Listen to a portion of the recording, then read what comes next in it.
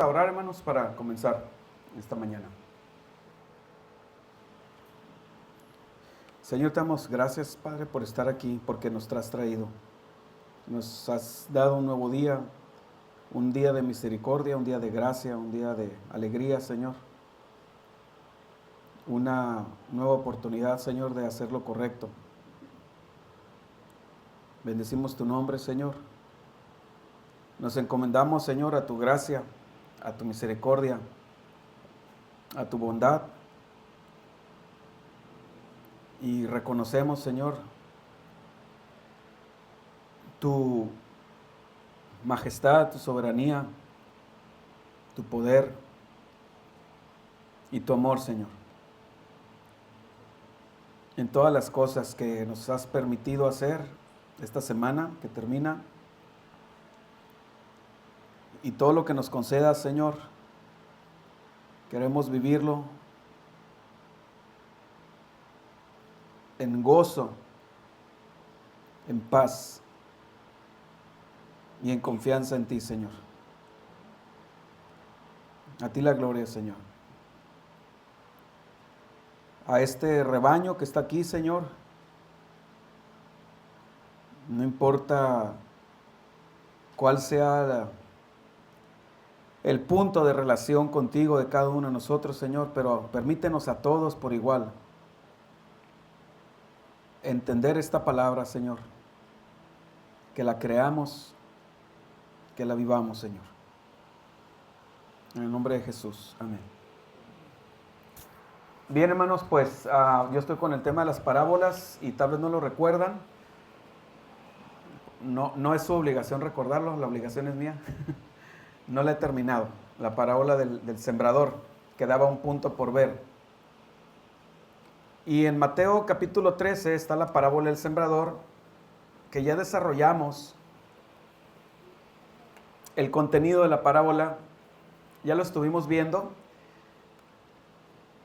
pero quiero que ustedes junto conmigo noten que antes del capítulo 2, del capítulo 13, y está el capítulo 12, ¿verdad? Y en el gran revelación teológica, algo muy profundo. Antes del 13 está el 12.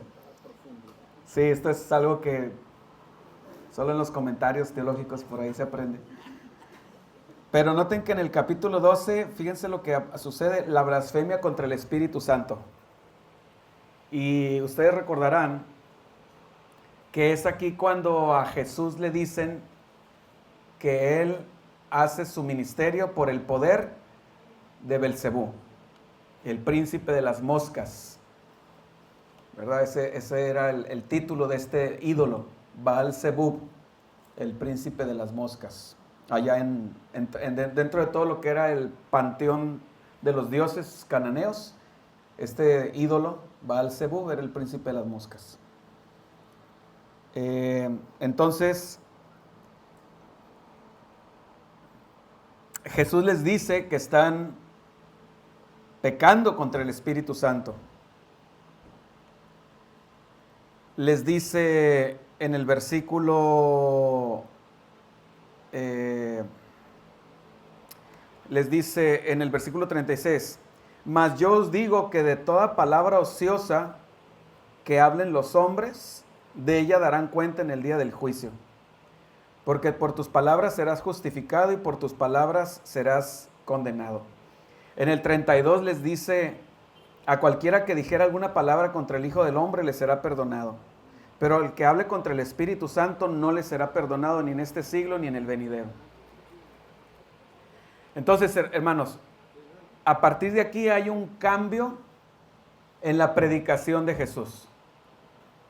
Antes de este evento, del capítulo 12, de cuando lo acusan a Jesús de hacer su ministerio por el poder de Satanás, antes de esto Jesús no había hablado en parábolas. Es después de este momento que Jesús empieza a hablar por parábolas, pero antes de esto él no había hablado por parábolas. Y entonces, por eso, capítulo 13, cuando Jesús les da la parábola del sembrador, en el capítulo 13, observen En el versículo 10 se acercan los discípulos y le dijeron, y como siempre, ¿verdad? Siempre de alguna forma les hago ver o les comparto o los animo a que cuando leamos la Biblia, las interacciones entre las personas las tratemos de leer pues como nosotros interactuamos, ¿verdad? O sea, no, lo que leamos que Dios dice, tratemos de leerlo hasta donde sea posible, porque sí es posible, aunque sea en una medida, que a pesar de nuestro pecado, pero somos regenerados, somos hijos de Dios, tenemos la mente de Cristo, podemos leer cuando Dios habla. Me refiero a esos pasajes como cuando dice, y dijo Jehová, me refiero a esos pasajes, porque toda la Biblia es Dios hablando, pero dentro de toda la Biblia hay pasajes donde Dios está hablando directamente y hay pasajes donde habla Pedro, habla Juan, pero cuando Dios habla, veámoslo, tratemos, ¿verdad?, de leerlo con un espíritu de mucha santidad, ¿verdad?, de perfección, hasta donde sea posible. Pero cuando hablan los humanos, tratemos de verlo como lo diríamos nosotros. Y se acercan los discípulos y le dicen, ¿por qué les hablas por parábolas? ¿Por qué? ¿Sí? O sea, ellos se asombraron, fue algo novedoso para ellos. ¿Por qué? Pues bueno, ya lo he dicho, ¿verdad? Una parábola es un acertijo envuelto en un enigma dentro de un misterio. Una parábola no hay forma de entenderla. Él respondiendo les dijo, porque a vosotros os es dado saber los misterios del reino de los cielos, mas a ellos no les es dado. Bueno, esto también ya lo vimos. Lo que yo quiero enfatizar hoy, hermanos, es que a veces Dios ha hablado y sigue hablando de formas que las personas no entienden. En la Biblia lo tenemos bien claramente marcado. Actualmente seguramente pasa, pero no quiero decir imposible, pero es muy difícil y muy delicado apresurarse a decir, esa persona, yo en realidad yo nunca lo he hecho, ¿verdad? No me atrevería a hacerlo, pero por la Biblia sé que sucede. El que hay personas a las que Dios les cierra el entendimiento. Sí. Es un hecho eso. Veamos esto. Fíjense en Isaías, capítulo 28. Pero es un pasaje algo garigoleado en el idioma, entonces lo voy a poner en la Nueva Traducción Viviente.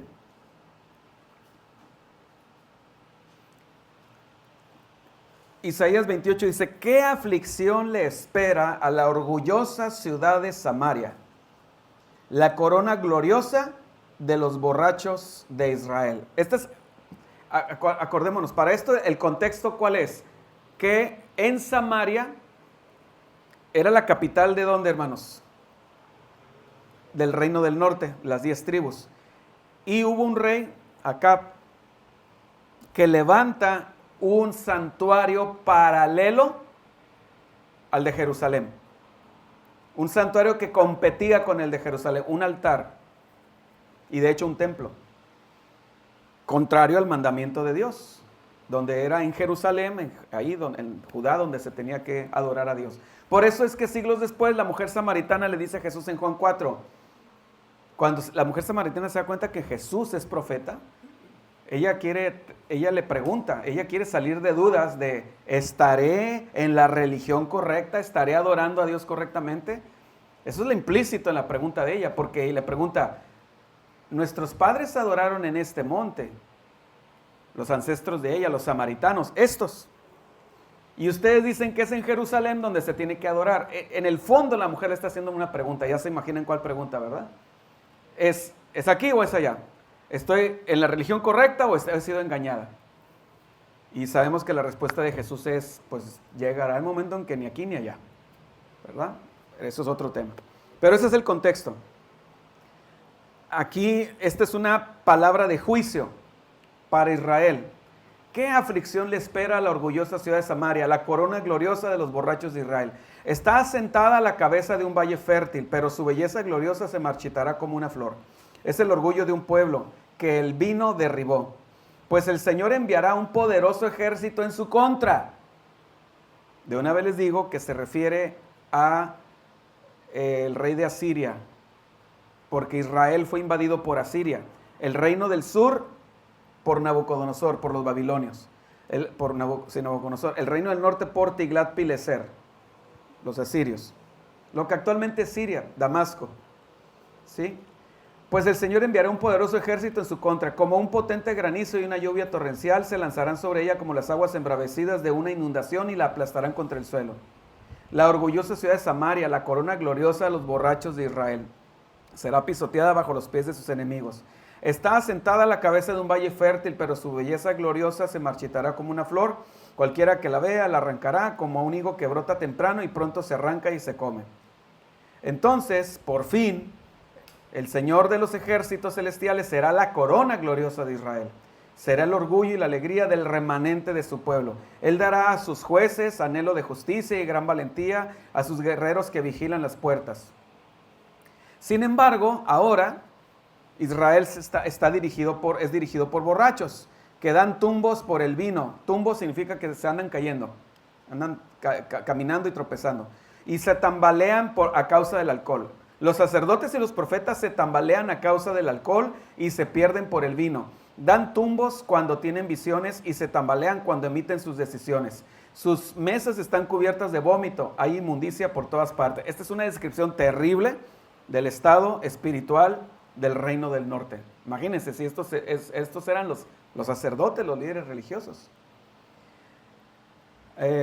¿Quién se cree el Señor que somos? Preguntan. ¿Por qué nos habla así? ¿Acaso somos niños pequeños recién destetados? Una y otra vez nos repiten todo. Línea por línea, renglón por renglón, un poco aquí y un poco allá. Así que ahora Dios tendrá que hablar. Ok, fíjense bien. Esta parte, ¿quién le está diciendo, hermanos? El pueblo, los samaritanos, quejándose por todo esto, por esta profecía de lo que les va a suceder. ¿Sí? ¿Vamos bien, hermanos? Entonces, o sea, Dios dice todo esto desde el 1 hasta el 8, y en respuesta, ¿verdad? Los líderes religiosos contestan esto. A partir del 11, Dios vuelve a hablar. A partir del 11. Así que ahora Dios tendrá que hablar a su pueblo por medio de opresores extranjeros que hablen una lengua extraña. Eso es lo que Dios les dice. ¿Sí? O sea, a ver, opresores extranjeros, ¿de qué está hablando? De cuando van a ser invadidos.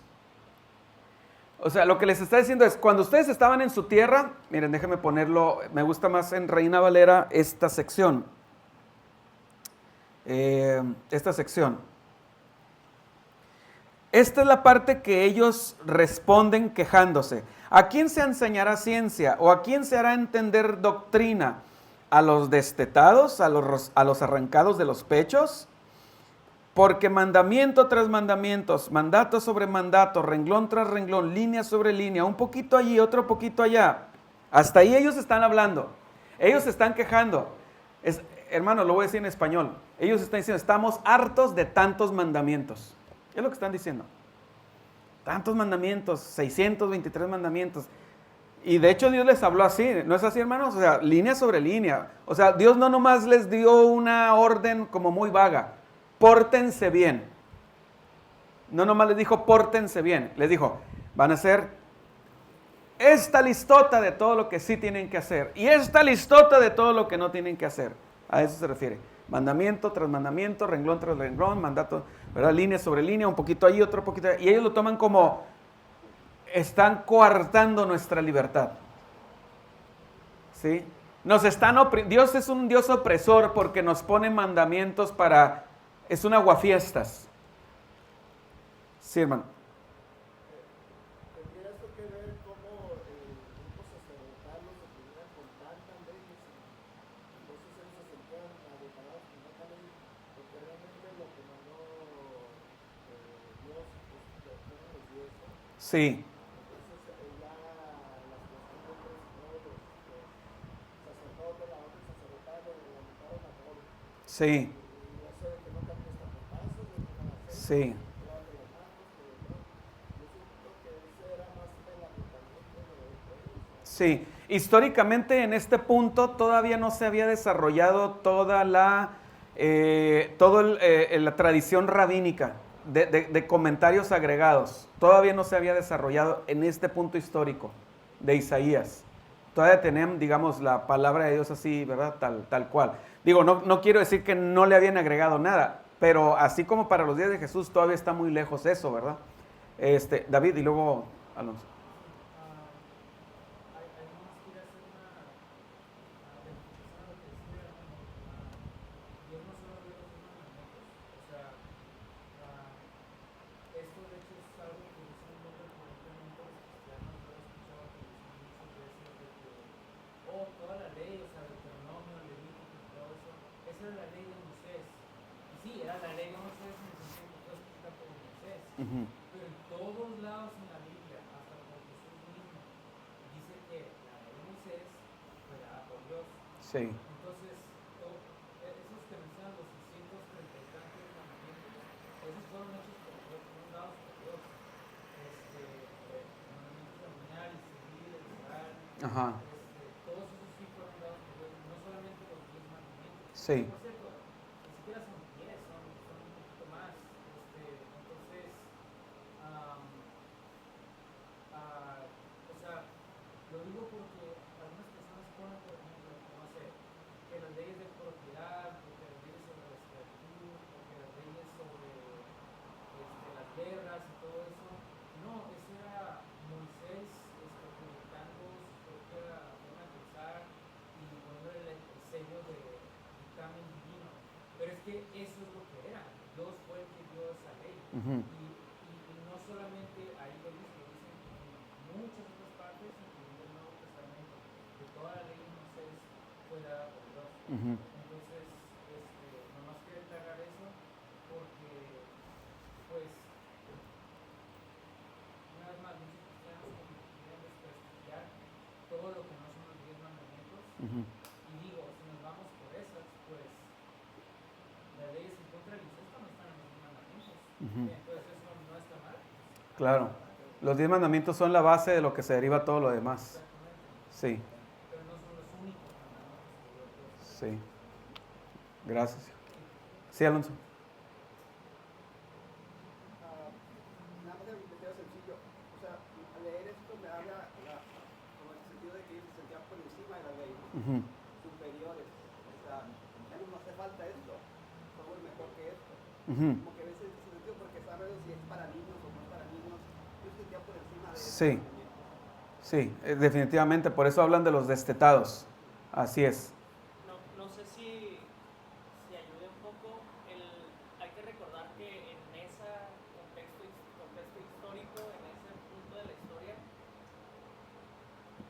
la forma de gobierno del pueblo de Israel era una teocracia, no era monarquía, no era de hombres. Entonces, si ahorita nos vamos a lo que nosotros conocemos como leyes, nos vamos a las constituciones y a los reglamentos y a los códigos, bla, bla.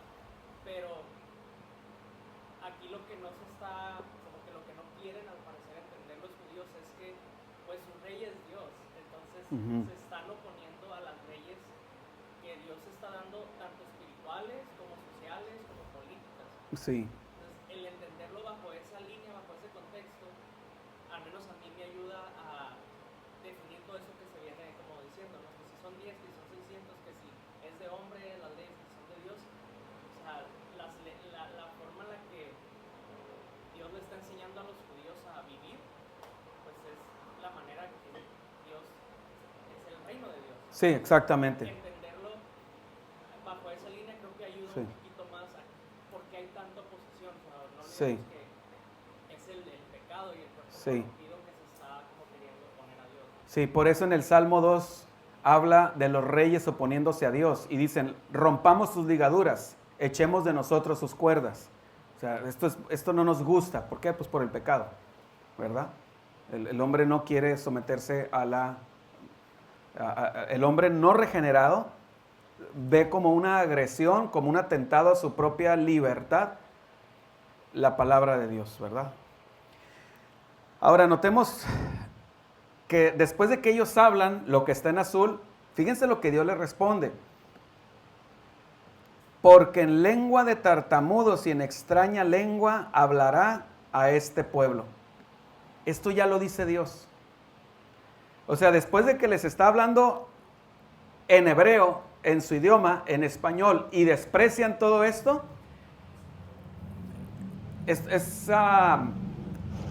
es un poquito a lo mejor, bueno, yo no recuerdo haberlo hecho, pero sé que es tradición latinoamericana, ¿verdad? Que los padres a veces cuando los hijos no entienden, que le dicen muchas veces algo a los hijos, le dicen, te lo voy a decir en chino a ver si así me entiendes. Pero es un sarcasmo. Obviamente el papá sabe que en chino tampoco se lo va a entender. Entonces, eso es lo que Dios dice a continuación. En lengua de tartamudos y en extraña lengua hablará a este pueblo. Ojo, después de que ellos se quejan de esto. ¿A quién se enseñará ciencia o a quién se hará entender doctrina? Esto lo están diciendo Israel quejándose, ¿verdad? ¿A quién? ¿A nosotros? Por favor. Por favor. ¿Sí? Somos sabelotodos de la ley de Dios. ¿Sí? A los destetados, o sea, ellos están siendo sarcásticos con Dios. A los arrancados de los pechos. Y es como si dijeran, no, porque a nosotros ya sabemos la ley. O sea, todo el versículo 10 significa, nos sabemos la Biblia de memoria. Eso significa el versículo 10. Nos la sabemos, la tenemos. ¿Verdad? Ve y háblales así a los chiquitos, a los niños, pero a nosotros no. Sí, exactamente. Por eso llega el joven rico con Jesús y le dice, ¿qué tengo que hacer para heredar la vida eterna? Y Jesús le dice, ¿conoce los mandamientos? Y dice, pues sí. ¿Hay otro? Échamelo. Digo, yo soy hábil para cumplir la ley. Soy hábil, a eso, soy judío, a eso me dedico, a cumplir la ley. ¿Verdad? ¿Vale? Ajá, todo lo he cumplido, ¿verdad? Pero no había cumplido el primero, el más importante, ¿no? Bien, entonces, esto Dios se los dice como una advertencia de juicio. Acuérdense que acá les advirtió, ¿qué les advirtió por acá? Algo les iba a pasar. Les está avisando que va a caer un juicio sobre ellos. ¿Cuál es el juicio que va a caer sobre ellos? ¿Mande? Les va a mandar a los asirios. Y los asirios son extranjeros y hablan otra lengua. Hablan el arameo. El arameo. Ellos están en la zona geográfica llamada Aram. ¿Sí? Hasta antes de Isaías en Israel no se hablaba arameo. Se hablaba hebreo. Hasta que son invadidos y llegan los asirios y se asientan en Israel. Acuérdense que se llevan una cautividad a Asiria y entonces la tierra queda despoblada. Pero Tiglat-Pileser envía a muchos ciudadanos asirios a poblar la tierra para que las fieras no se apoderaran del territorio. Y empieza ahí un intercambio cultural y lingüístico donde los de allá de Asiria que hablaban arameo traen el arameo. Y finalmente, para no hacer la historia larga, el arameo ya se queda hasta los días de Jesús. Por eso ellos hablaban arameo, por la emigración que hubo de Asiria hacia el reino del norte.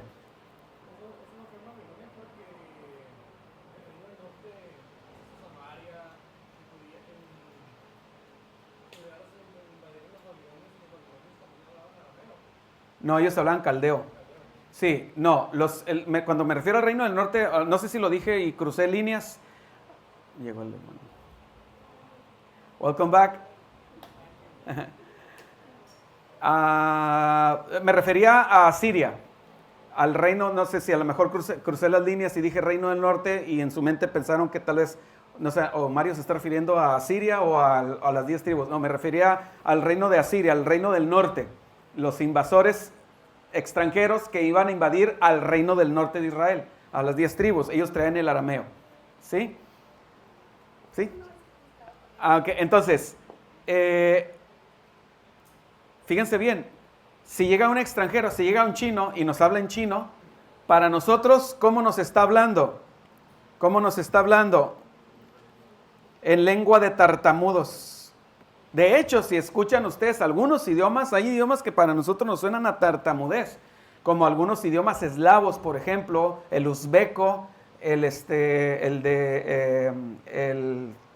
¿cómo se llama? De Tayikistán, de esas, ¿verdad? Turkmenistán, de esos países, suena bastante a tartamudo. Entonces, Dios les está diciendo que va a llegar un día en que Dios les va a tener que hablar en otro idioma. Pero hay algo implícito en esto, y es que cuando ellos de repente, es como si Dios les dijera, miren, un día se van a despertar y van a escuchar que les hablan tartamudos. Lo que les está diciendo es, cuando eso pase, llegan a una conclusión. Ya cayó el juicio sobre ustedes.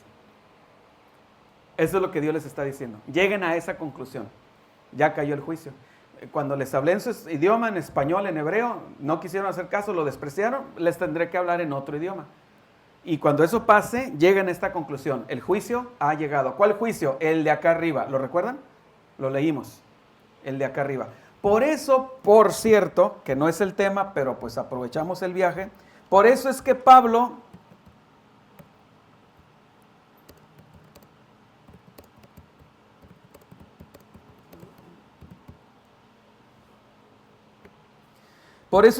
dice en 1 Corintios, capítulo 14,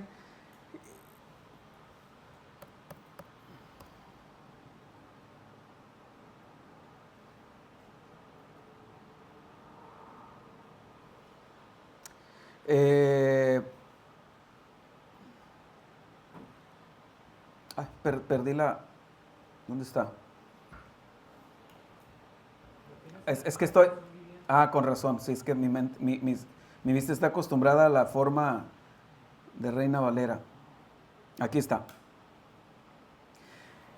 Capítulo 12, el tema de las lenguas. El tema de los dones espirituales. Lo desarrolla Pablo todo el capítulo 12.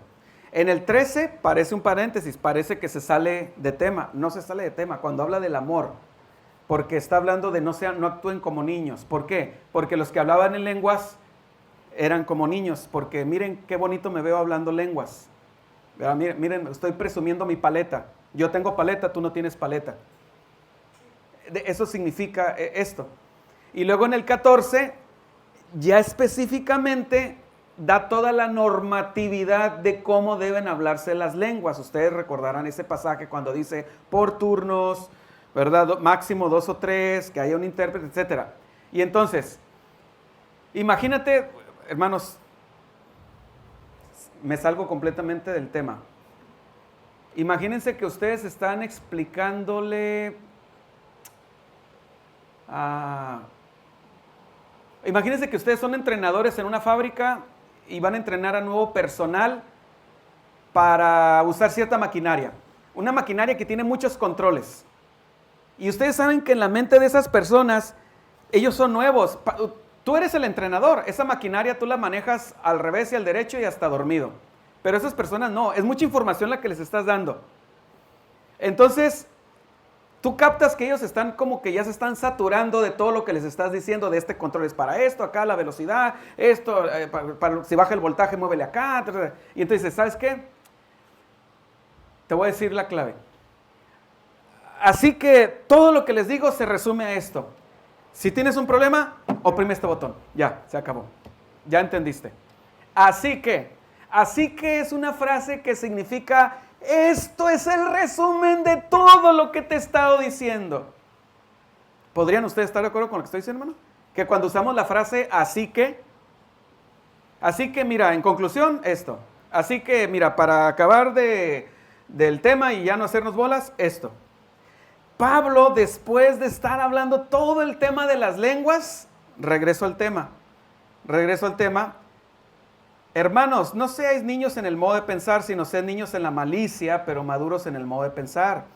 En la ley está escrito, en otras lenguas y con otros labios hablaré a este pueblo, y ni aun así me oirán, dice el Señor.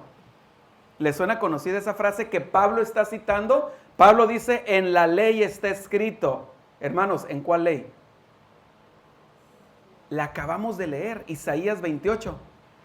Pablo está citando Isaías 28. Porque en lengua de tartamudos y en extraña lengua hablará a este pueblo. 1 Corintios 14, mija. 1 Corintios 14 del 20 y 21. No, 20 al 22. Noten ustedes que Pablo está diciendo, le está agregando una frase a su cita textual de Isaías 28. ¿Cuál frase le está agregando Pablo? Pero en Isaías 28 no está esa frase. Lo que Pablo está haciendo es que la está interpretando. Pablo está captando que lo que en realidad Dios está diciendo en Isaías 28 es, les hablé en español, no hicieron caso, les voy a hablar en otro idioma, menos. Pablo lo está interpretando. Acuérdense que Pablo es apóstol de Jesucristo, guiado por el Espíritu Santo, no se puede haber equivocado, le está dando una interpretación guiado por el Espíritu Santo. Sí. Sí, pero además hay un montón de otros pasajes en la Biblia donde dice, por ejemplo, más dijeron, no queremos. O sea, como Ajá. es una frase muy constante. Ajá, sí, en el Antiguo Testamento. De que, voy a dar este juicio y aún así, o sea, en frase popular igual les va a valer. O sea, Ajá, van a seguir haciendo, siguen haciendo, incluso se van a endurecer más. sí, Entonces, no es como, tampoco es como tan descabellado, realmente. ajá. está Era una diciendo conclusión lógica. exactamente, está diciendo algo que ya era uniforme en el Antiguo Testamento. Ajá, era un patrón constante, ¿no?, de comportamiento de Israel. Sí. Entonces Pablo, fíjense bien, lo que dice a continuación, así que, ¿se acuerdan del así que? ¿Qué va a hacer Pablo? Después del así que va a resumir primero los Corintios 12, 13 y 14. Todas las instrucciones de la maquinaria las va a resumir. Así que, ya, despéjense, relájense, descansen, sé que les di mucha información, ya, nomás quédense con esto es lo más importante. Las lenguas son por señal, son una señal. ¿Para quién? No a los creyentes, sino a los incrédulos. En este contexto, y como el tema de hoy no es el don de lenguas, sino las parábolas, cuando aquí dice incrédulos se refiere específicamente a los judíos. A los judíos. ¿Sí? Porque entre los gentiles no eran incrédulos, eran ignorantes. Eran ignorantes. Cuando uno lee Hebreos y se habla del pecado imperdonable, dice, si pecaremos voluntariamente después de haber recibido el conocimiento de la verdad, estoy citando Hebreos 4 o Hebreos 6, si pecaremos voluntariamente después de haber recibido el conocimiento de la verdad, ya no queda más sacrificio por los pecados, ya no se puede hacer nada, sino una horrenda expectación de juicio y de hervor de fuego que ha de devorar a los adversarios. Ok, cuando dice pecar voluntariamente, muchísimas veces he escuchado a personas que dicen, se puede perder la salvación y no debes de pecar nunca porque puedes perder la salvación porque ahí dice si pecaremos voluntariamente. Y yo siempre les respondo, pues tú ya la perdiste. Tú ya la perdiste, yo ya la perdí, todo el mundo la perdió y no entrará nadie al cielo, porque todos pecamos voluntariamente.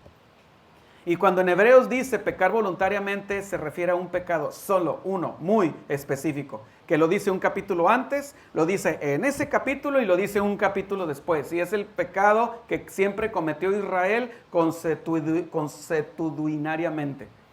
Y es el pecado de la incredulidad. Todos los milagros, todos los días les caía cornflakes del cielo. Sí, codornices, agua de la roca, Su ropa nunca se envejeció. Las 10 plagas, todo. Y no creyeron, y no creyeron, y no creyeron. Entonces, aquí Pablo dice, así que, en conclusión, tal vez no te aprendas todos los detalles de las lenguas, pero no, que no se te olvide eso. Esto sí no lo olvides. Las lenguas son una señal. Ahora, no a los creyentes, sino a los incrédulos, los judíos. Pregunta, pero la pregunta es, ¿señal de qué? De juicio. Señal de juicio. Cuando Dios habla de forma que las personas no pueden entender, Dios les está diciendo, te hablé bien claro. Y me dijiste que era hijo del diablo. Hice cosas que solo Dios puede hacer. Viste mi santidad. Viste mi santidad. Mi carácter, mi pureza moral. Y llegas a la conclusión de que soy hijo del diablo. Bueno, ahora te voy a hablar de forma que ya no puedas entender. Sí. Sí, Chabelita. Por ejemplo, en iglesias donde se promueve, ¿no? Incluso para la membresía de las iglesias se pregunta si hablas en lenguas. Sí, pues es que tienen una idea errónea del don de lenguas. En estas iglesias creen, cuando uno se mete a la página de, por ejemplo, de Asambleas de Dios, lo primero que te aparece en la página es el pentecostalismo, nuestra doctrina distintiva, así dice. Ni siquiera es el evangelio, no es la Biblia, no es la santidad, es hablar en lenguas. Es la doctrina distintiva del pentecostalismo. Ahora, para ellos, ¿qué es el pentecostalismo? Es hablar en lenguas. Y ellos te dicen que hablar en lenguas es la evidencia de que has sido bautizado por el Espíritu Santo. En el pentecostalismo se cree, como nosotros, que una persona es salva por medio de la fe, es un regalo de Dios, pero que luego viene una segunda obra de gracia. O sea, ellos separan el bautismo del Espíritu Santo, en su mente lo separan. Nosotros creemos por la Biblia que el bautismo del Espíritu Santo sucede en el momento en que la persona nace de nuevo.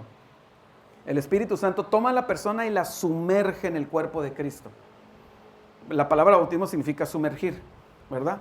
En el mundo pentecostal, Asambleas de Dios o el que sea, creen que una cosa es que nazcas de nuevo, pero que ahí no se da el bautismo, sino que el bautismo es una experiencia que tienes que pedir y que sucede después. Puede suceder un día después, un mes después, un año después, en base a qué tanto tú la pides y qué tanto pagues un precio, ¿verdad? De latigarte emocionalmente y rogar y suplicar hasta que llega, hasta que hablas en lenguas. Dicho de otra forma, para el pentecostalismo, hablar en lengua, de hecho así dice, Asambleas de Dios tiene las 16 verdades fundamentales.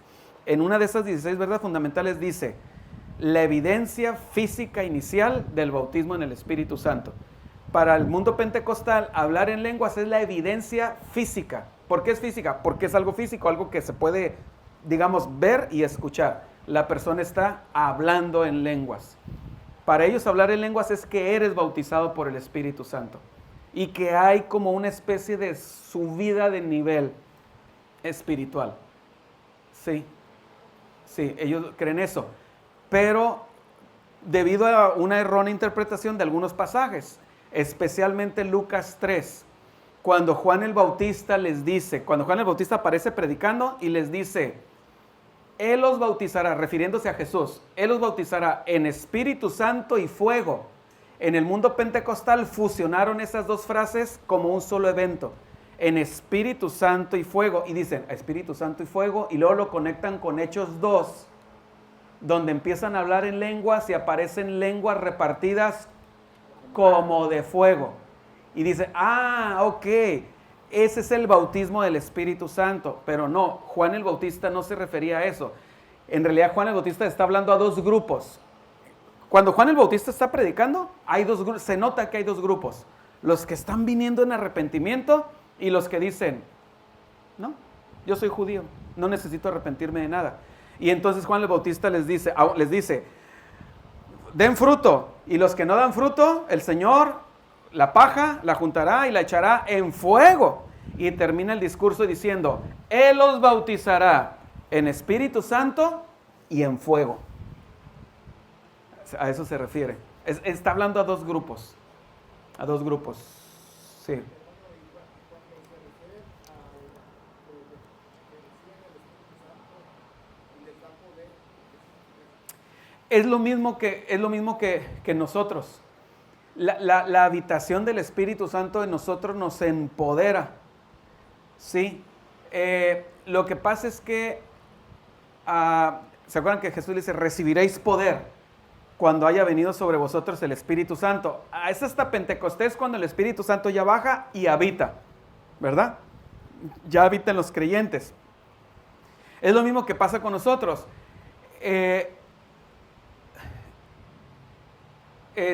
Es que, déme solamente unos segundos. El Consolador, el Paracletos, en la Vulgata Latina se tradujo como Confortis. Cum fortis. Cum significa con, alguien que acompaña. Fortis, fuerza. Alguien que está a un lado de ti fortaleciéndote. Eso es Consolador. El que te está fortaleciendo, el que te está animando, pero empoderando. Por eso Jesús le dice, vendrá sobre vosotros el Espíritu Santo y recibiréis poder cuando haya... Y es el mismo poder que nosotros tenemos. Nomás que no olvidemos que el poder del Espíritu Santo y el fruto del Espíritu Santo puede aumentar en temporadas o incluso en horas y menguar en temporadas o en horas en cada uno de nosotros. Acuérdense que podemos resistir al Espíritu Santo y al resistirlo, como resultado, el Espíritu Santo se contrista. Lo podemos resistir. Cuando estamos, por ejemplo, tolerando pecado en nuestra vida, lo estamos resistiendo su obra santificadora y empoderadora. Sí, hijo.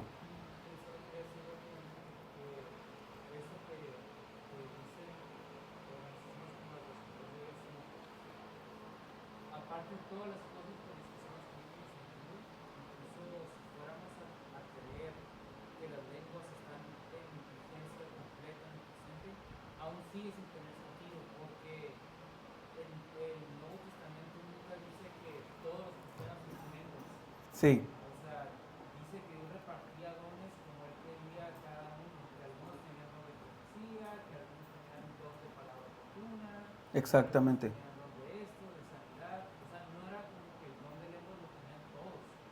Entonces, aún si fuéramos a abandonar el secesimismo y pensar que, oh no, todavía están lenguas vigentes, sigue sin tener sentido. Y la otra cosa que quiero decir es que, y yo me pongo a mí mismo viéndome en esto que estoy diciendo, pero creo que los cristianos tenemos muy infravalorado el Espíritu Santo. Y por ejemplo, eso de pensar en el poder del Espíritu Santo tiene que ser las lenguas. A mí me recuerda a cuando Jesús dice de que una generación maldita y ultra demanda señal. Sí. O sea, de que no tiene que ser un milagro para que entonces lo apreciemos. Sí. Las cosas cotidianas que hace el Espíritu Santo según la palabra de Dios. Sí. El santificarnos, el motivarnos a la fe, el iluminarnos la palabra, todas estas cosas, eso no es la gran cosa, no, tiene que ser una demostración espectacular, ahí sí es el Espíritu Santo. Sí. Entonces, creo que es cierto. Creo que todos los cristianos,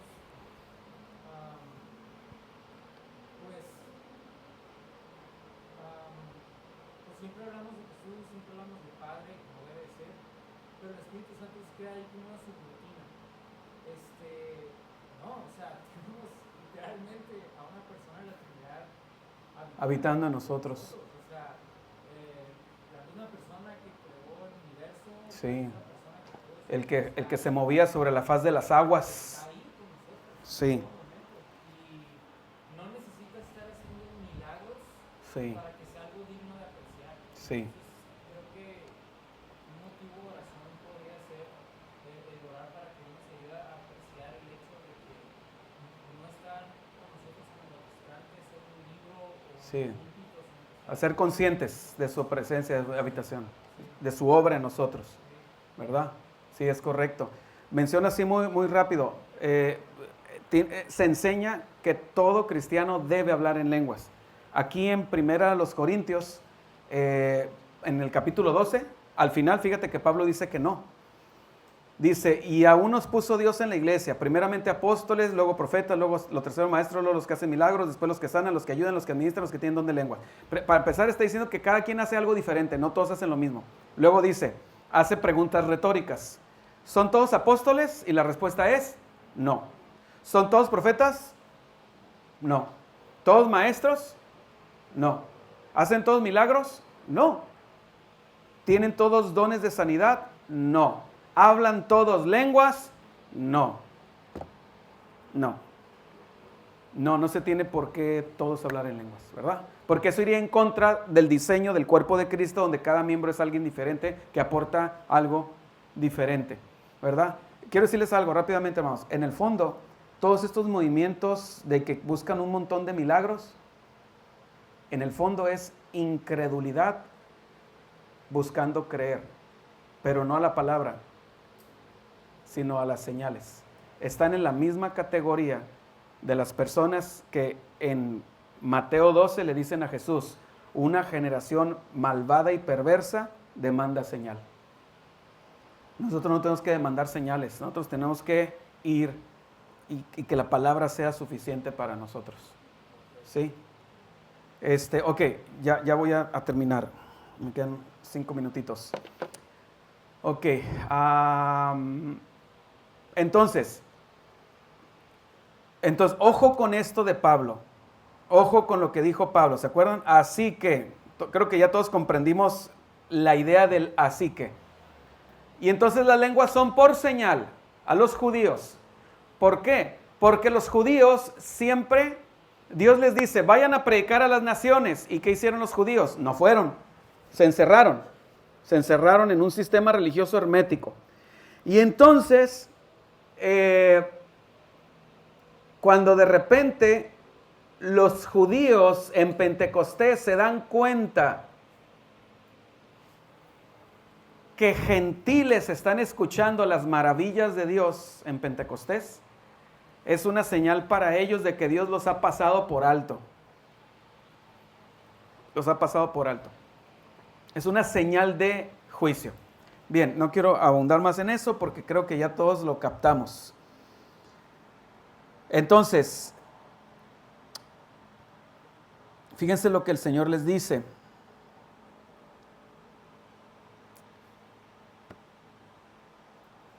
¿Por qué les hablas por parábolas? Él respondiendo les dijo, porque a vosotros os es dado saber los misterios del reino de los cielos, mas a ellos no les es dado. Y luego dice, ¿por qué? Porque a cualquiera que tiene se le dará y tendrá más, pero al que no tiene, aún lo que tiene, le será quitado. Y en otro evangelio dice, aún lo que cree tener. ¿Y de quiénes está hablando? De los líderes religiosos que creían que tenían una relación con Dios. Les será quitado. Por eso les hablo por parábolas. 2 puntos. ¿Por qué, Señor? ¿Por qué les hablas por parábolas? Y Él nos dice, lee lo que sigue. Porque viendo no ven. Y oyendo no oyen, ni entienden. Es peligrosísimo que nosotros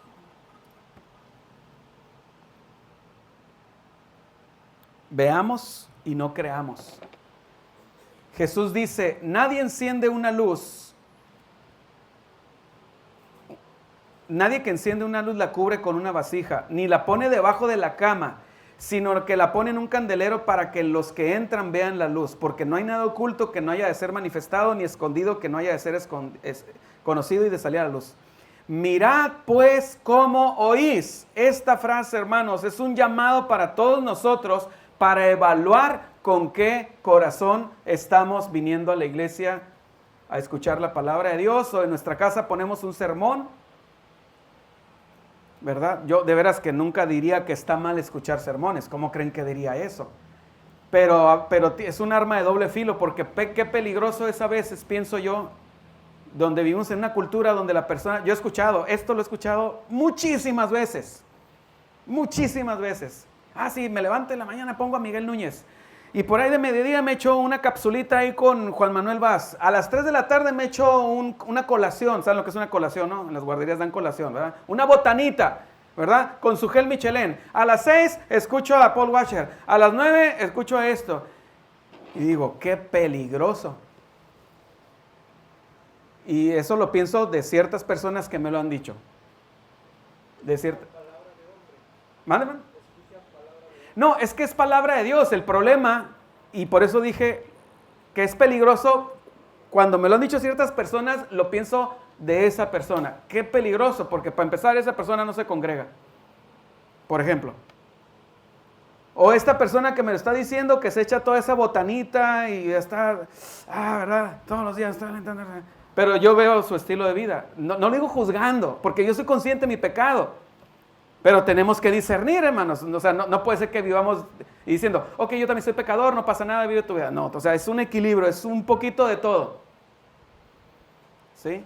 Y entonces veo su estilo de vida, y digo, se echa 6 sermones en un día y de todos obedece ninguno.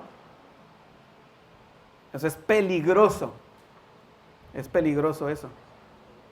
Mejor escuche un sermón, ¿verdad?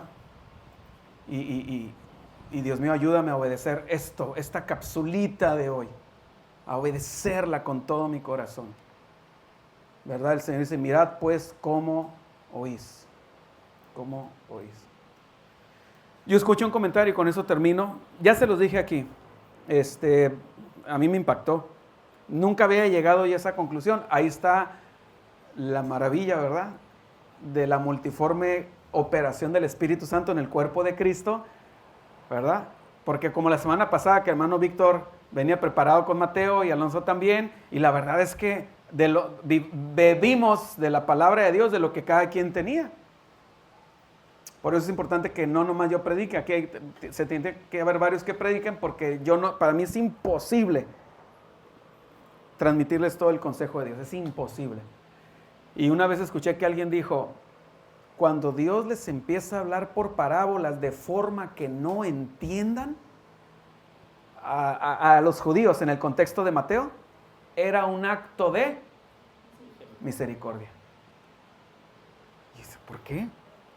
Sí, porque si les sigue hablando de forma que entienden, pero no obedecen, acumulan ¿qué? Más ira para el día del... Digo, no tienen ustedes que pensar como yo, ni tienen que ser mi estilo de ser Mario. Yo soy Mario, ustedes son ustedes. Pero yo ha habido personas a las que hubo una persona a la que yo le dije, ya no vayas al estudio. Yo se lo dije a una persona.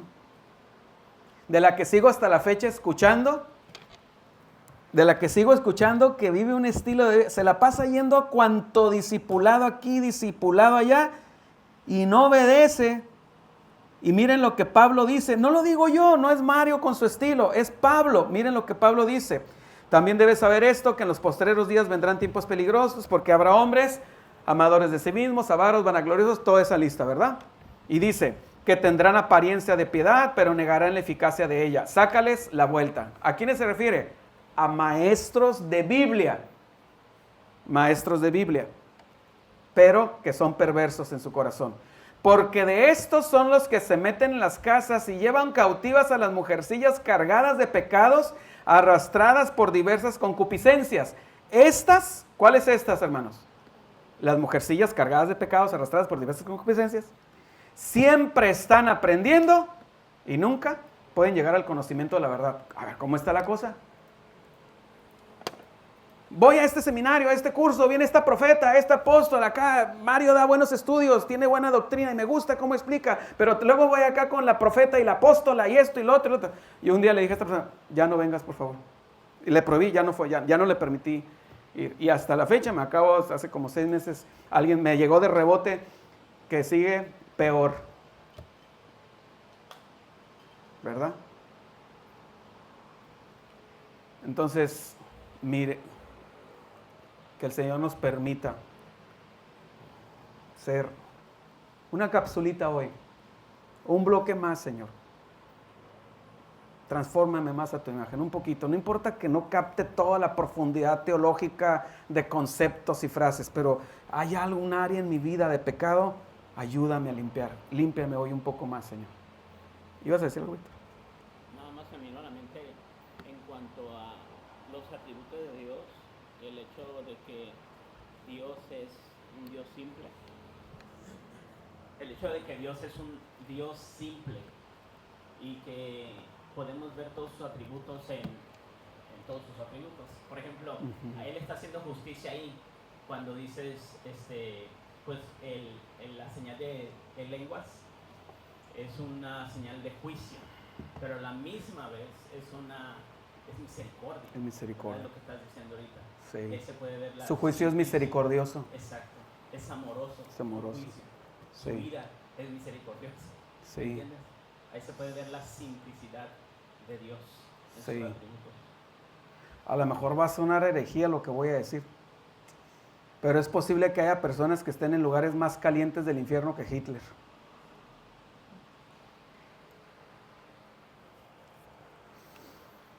Bueno, vamos a orar.